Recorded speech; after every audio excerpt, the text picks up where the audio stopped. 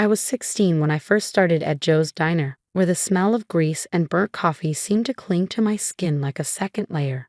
Back then, life was a balancing act on a razor's edge. Mom had just been diagnosed with MS, her body betraying her inch by inch. Dad, he'd already checked out, drowning at the bottom of a whiskey bottle long before I even realized what abandonment felt like. That left me and my little brother Tommy, who was just 10 and too young to understand why his world felt so cold. "Amy, sweetheart," Mom would say from her wheelchair, her voice trembling as much as her hands, "you don't have to work. You should be focusing on your schoolwork." But I'd just smile, kiss her on the forehead, and grab my apron. The textbooks in my backpack would wait for the few precious moments between shifts when I could sit down and catch my breath. Poverty isn't just about empty stomachs or drafty rooms. It's a constant, suffocating weight pressing down on you, tightening with every overdue bill and every school expense you can't afford. I lived in fear of the phone ringing, bracing myself for another collector. And every time Tommy needed shoes, I found ways to make my portion stretch or disappear entirely. Dad would stumble home late, trailing the stench of cheap booze like a cloud. He'd leer at me from the kitchen doorway while I painstakingly counted out bills at the table. "You're just like your mother," he'd mutter, slurring every word. "Always worrying about money. Life's too short, kid." Then, like clockwork, he'd collapse on the couch, leaving me to clean up the mess, whatever it was this time. By 18, my life was a patchwork of exhaustion. Mornings slinging coffee and pancakes, evenings bagging groceries, weekends scrubbing strangers' floors. My grades barely clung to passing, but we survived. Tommy was growing up, Mom's medication stayed stocked, and somehow we kept going. Until the day everything unraveled. I was restocking cereal boxes at the grocery store when a sound stopped me cold. A laugh. Not just any laugh, but Mom's. Only it wasn't the weary, pain-laced chuckle I'd grown used to. This was full and melodic, like it belonged to a stranger. I rounded the corner, curiosity tugging at me, and froze. There she was, standing, yes, standing, next to a cart overflowing with organic produce, high-end cheeses, and wine bottles that cost more than my monthly pay. Her hair was styled, her clothes screamed designer, and not a single tremor betrayed her hands. Beside her, Dad, sober, polished, wearing a crisp suit I didn't even know he owned. "Don't forget we need more for the beach house this weekend," she said, tossing a $50 bottle of Merlot into the cart. "The Hendersons are coming." The beach house? The Hendersons? I felt like I was watching strangers wearing my parents' faces. Just that morning, Mom had been in her wheelchair, apologizing for being a burden. Now she was gliding through the store like she owned it. They paid for their haul with a gold credit card and packed it into a shiny black BMW I'd never seen before. I stood there in my threadbare sneakers and stained uniform, staring as they drove off, laughing like carefree teenagers. That night, I couldn't bring myself to go home. I ended up at the park where I used to take Tommy when life felt lighter. My phone buzzed with messages from Mom. "Where are you?" "Tommy's worried. Please come home." Instead of replying, I opened my banking app. My stomach twisted as I stared at the meager balance. Every dime I'd earned from years of backbreaking work, every sacrifice, had gone to them. 3 jobs, no sleep, no future, all for their facade. Another text came through. "We need money for Tommy's school supplies. Can you pick up an extra shift?" I snapped. All the love, loyalty, and guilt I carried for them turned into something sharp and unyielding. That's when I started digging. It didn't take much to uncover the truth. The beach house wasn't rented. They owned it outright. Dad's drunken, aimless act. A cover for his side business as a consultant. And Mom's MS. A performance so convincing it could have won awards. They orchestrated everything, feeding me lies to keep their golden goose laying. I sat on that park bench until the sun came up, watching the shadows of my childhood shift into something monstrous. Every sacrifice I'd made, every dream I'd abandoned, had been for them. For their greed. But I wasn't going to stay their victim, not anymore. If they'd lied to me, they'd lied to others, and I was going to expose every last truth. I started documenting everything. Every lie, every hidden bank account, every fake doctor's appointment. My phone became a treasure trove of evidence, Videos of mom walking effortlessly when she thought no one was looking, photos of dad holding court in expensive restaurants while claiming he was at AA meetings. But it was Tommy who delivered the most damning revelation. One night, as I checked on him before bed, he tugged at my sleeve. "Amy," he whispered, his voice barely audible. "I need to tell you something." "What is it, buddy?" I asked, kneeling beside him. His eyes filled with tears. "Mom and Dad, they make me lie to you." My stomach turned. "What do you mean?" Through choked sobs, he confessed it all.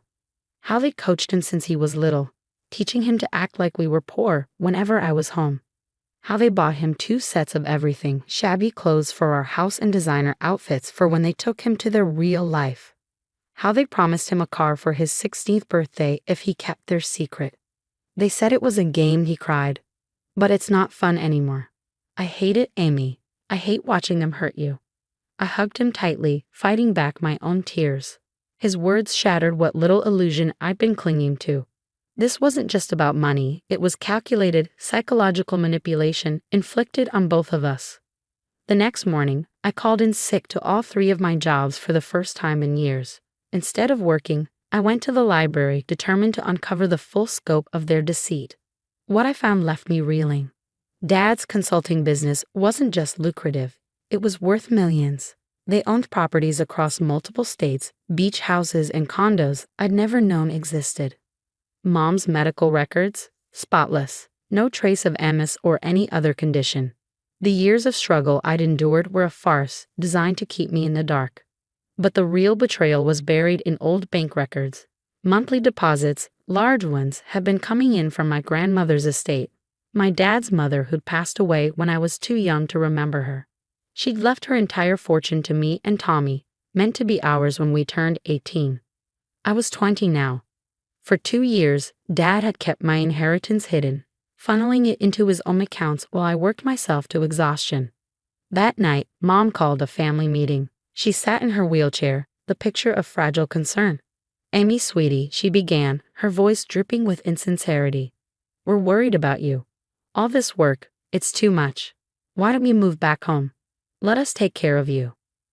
I stared at her, then at Dad, slouched in his chair like a man defeated by life. Tommy sat silently, his eyes downcast. "That's funny," I said, pulling out my phone. "Because I've got some concerns too."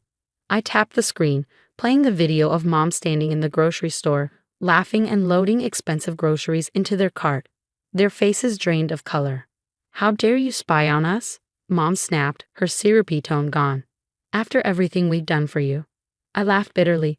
"Everything you've done for me? You mean stealing my inheritance, forcing Tommy to lie, making me work 3 jobs while you lived in luxury?" Dad straightened, the drunkard act falling away like a discarded mask. "Now listen here." "No," I said sharply, cutting him off. "You listen.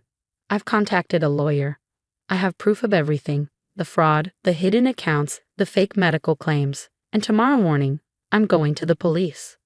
That's when Mom did the unthinkable. She stood up from her wheelchair and slapped me across the face. The room went silent. Tommy gasped. Dad's expression hardened into something cold and calculating. "You ungrateful little—" Mom began, but I interrupted her. "I've already sent copies of everything to my lawyer," I said, my cheek stinging. "If anything happens to me, it all goes public." Dad's eyes narrowed. "How much?" "Excuse me. How much to make this go away?" he said, his voice measured. "Name your price." I stared at him, disbelief mingling with disgust. "It's not about money anymore. It's about justice." Mom laughed, a sharp, bitter sound that had none of the warmth I once knew. "Justice? Go ahead, tell everyone. See who believes you. We're respected in this community. You're just a waitress who couldn't even finish college." Her words stung, but I refused to back down. "Maybe, but I have proof. And by tomorrow, everyone will know who you really are." I turned to leave, but Tommy's voice stopped me. "I'm coming with you."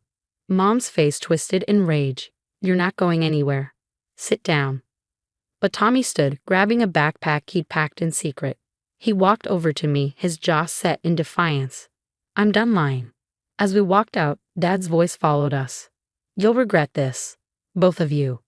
We didn't look back. But his words weren't just a threat.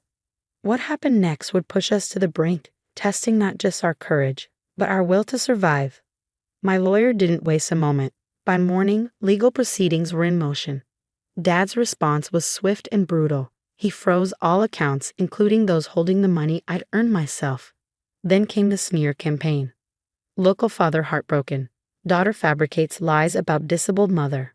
The headline screamed from the front page of the local paper. Dad's friends in high places ensured I was painted as the ungrateful, lying daughter who had betrayed her family. The fallout was immediate. The diner couldn't handle the bad publicity and let me go. The grocery store cited company policy as the reason for firing me. Even my house cleaning clients stopped returning my calls. Tommy and I moved into a cheap motel, living off the emergency savings I'd worked so hard to build. But Dad underestimated one thing: people talk. And servers, grocery store workers, and housekeepers, they see everything. The first to step forward was Sarah, a server at the country club. She had videos of Mom playing tennis, her movements fluid and quick. Next came the valet who recalled Dad's frequent visits to the beach house. Soon a flood of evidence poured in. People tired of watching the wealthy abuse their power. The final blow came from an unexpected source. Dad's longtime secretary, Linda. "I've kept quiet for 20 years, she told me, handing over a thick folder. "But watching them destroy you, I can't anymore." Inside were documents proving everything, not just the fraud against me, but years of financial crimes. Dad had been embezzling from clients, using my grandmother's inheritance to cover his tracks. The court case dragged on for months. Every day, Mom and Dad showed up in court, polished and composed, playing the role of victims. I wore the same borrowed suit day after day because it was all I had. Tommy testified with courage. His voice wavered, but his words cut through the courtroom like a blade. He described years of forced deception, revealing how Mom had trained him to lie and rewarded his compliance. Medical experts, financial investigators, and a parade of witnesses followed. One by one, Mom and Dad's carefully constructed lies unraveled. The judge's decision was swift and unequivocal. I was awarded my rightful inheritance, and Dad was convicted of fraud and embezzlement.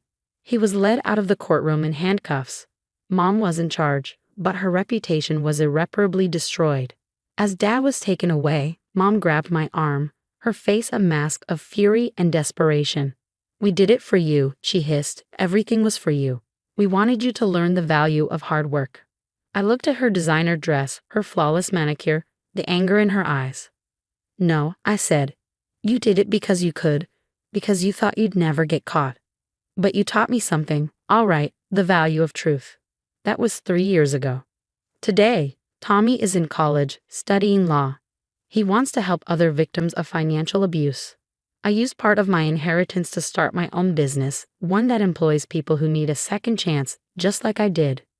Mom moved away after the divorce, starting fresh in another state. She sends cards sometimes, filled with justifications and apologies I no longer care to read. Dad writes too, though his letters are full of anger, blame, and thinly veiled threats. Each one is a reminder that I made the right choice. Sometimes I visit the diner where I used to work. I sit at the counter, order a coffee, and watch the new waitress rush between tables. She doesn't know my story, doesn't recognize me from the newspapers. To her, I'm just another customer, someone who tips well and treats her with respect. Last week, while cleaning, I found my old diner uniform. Seeing it brought back the exhaustion, fear, and betrayal I'd endured. But it also reminded me of my strength. I donated it to a women's shelter, along with a check big enough to help others escape their own prisons. Because that's the thing about lies, they only thrive in darkness. Once exposed to the light of truth, they wither and die. Tommy and I have a new tradition now. Every Sunday, we volunteer at a local financial literacy program, teaching people how to recognize manipulation, understand their rights, and find their voice. "You're my hero," Tommy told me recently, not just for fighting back, but for helping others fight too. But I'm not a hero. I'm just someone who learned the hard way that family isn't about blood or obligation. It's about truth, respect, and breaking the cycle of abuse. People often ask if I regret exposing my parents, if the cost was too high. I think about the girl I was, working 3 jobs, sacrificing everything for a lie. Then I look at the life I've built, honest, purposeful, free. No, I don't regret it, because some prices are worth paying, and the truth is priceless.